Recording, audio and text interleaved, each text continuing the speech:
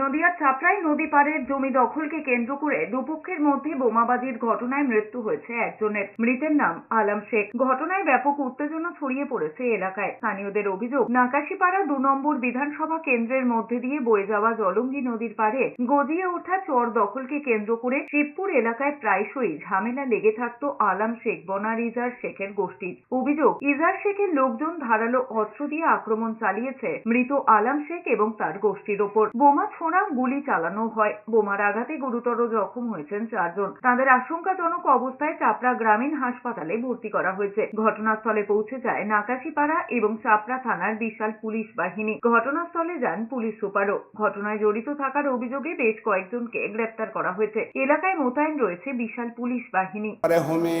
জমিটা মোহ আর নাসির ধামাচারা করে। তারপরে জমিটা আনন্দগড়ের 2 জন হুমিকানাকে বিক্রি করে, হুমি মল্লিককে।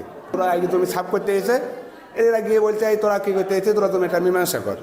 এই 2-4টে কথা হইতে ওরা গুলি চার্জ করেছে। ওরা গুলি চার্জ করে, বোম চার্জ করেছে।